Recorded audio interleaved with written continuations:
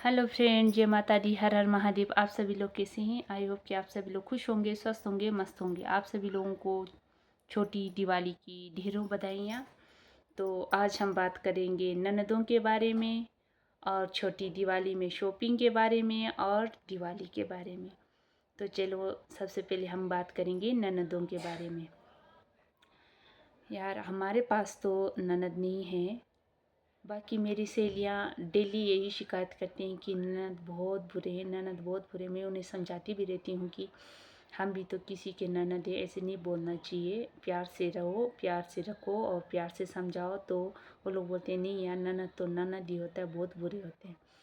तो हमारे पास ननद नहीं है, तो इस विषय के बारे में हम नहीं बात कर सकते हैं क्योंकि हमें पता ही नहीं है ननद के बारे में। पर हाँ, हम अपने भाभीयों के साथ बहुत अच्छे से रहते हैं, तो उनके भी हम ननद हैं। तो सारे ननद बुरे नहीं होते हैं। तो मेरी जो नंदोई जी हैं, उन्होंने 8-10 दिन पहले, शायद 10 दिन हुआ कि इतने दिन पहले, तो मेरे ननद का एक फ़ोटो भेजा क्योंकि मैंने कभी भी अपनी ननद को नहीं देखा है आज दिन तक। तो बहुत पहले मर गया, मतलब कि 18-20 साल एज में ही वो एक्सपायर हो गई थी एक छोटी सी बीमारी के कारण। तो हम जब शादी करके आए तो हमने ननद नहीं देखा, तो सिर्फ बातें होती थी। मेरे बच्चों की बुआ होती तो ऐसे होता वैसे होता, क्योंकि हम भी अपने भतीजों के लिए बहुत कुछ करते हैं।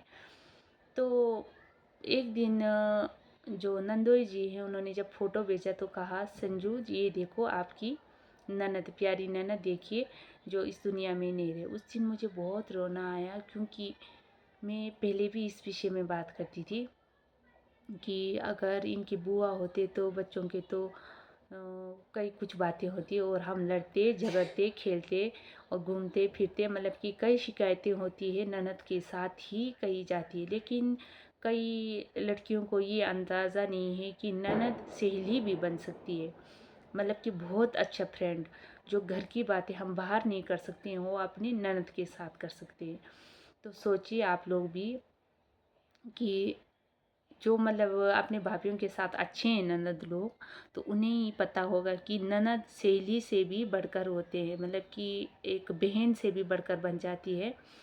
जिसे कई कई भाभी और ननद लोग एक ही एज को होते हैं, तो सहेलियों से भी बढ़कर घूमते फिरते हैं और बात शेयर करते हैं, घर की बातें बाहर नहीं जाती है। ऐसे में कई फ्रेंड्स अगर बाहर बात करेंगे तो इधर उधर बातें निकलने की संभावना होती है। लेकिन ननद के साथ कहेंगे तो ननद का भी घर है और वो बातें बाहर नहीं निकलेगी। तो हमारे पास तो ननद है नहीं, इस विषय में एक्सपीरियंस नहीं है। लेकिन मेरे पास भाभी है, दो भाभियाँ हैं, एक छोटी भाभी एक बड़ी भाभी।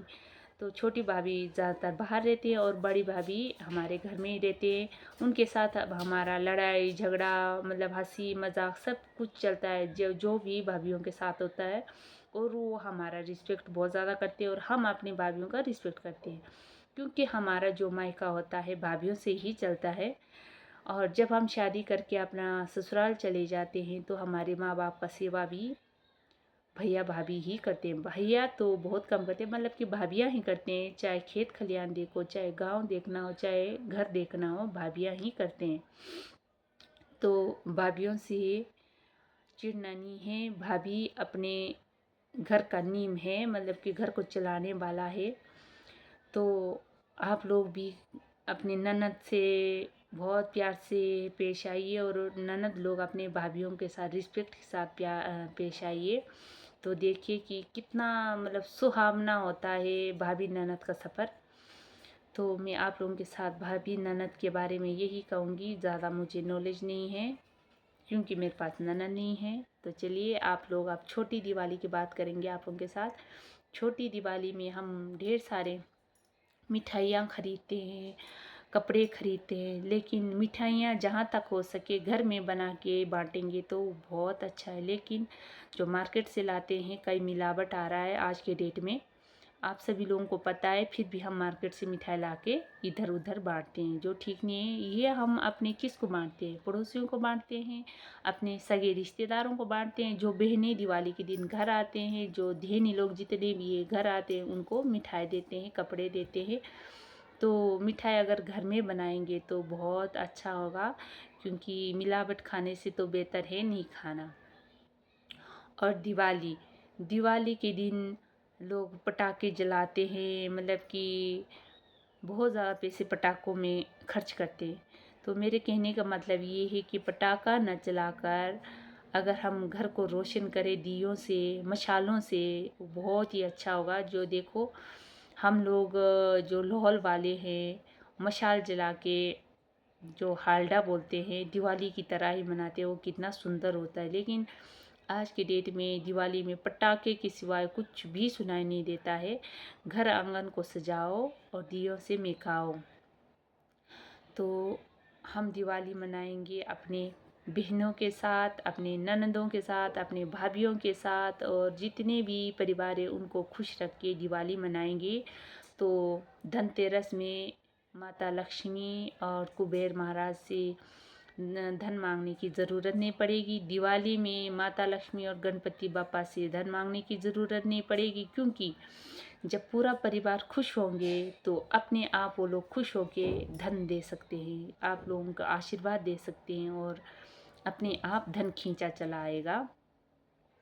तो इस दिवाली में माता लक्ष्मी और गणेश जी को पूजने से पहले अपने परिवार का मान सम्मान का ज़रूर ध्यान रखिए, और अपने ननदों को, अपने भाभीयों का रिस्पेक्ट करना सीखिए। तभी हमारा जो घर गृहस्थी है बहुत अच्छे से चलेगा, और खुश रहेंगे, और धन धान्य से भरपूर होंगे। थैंक यू, धन्यवाद, बाय।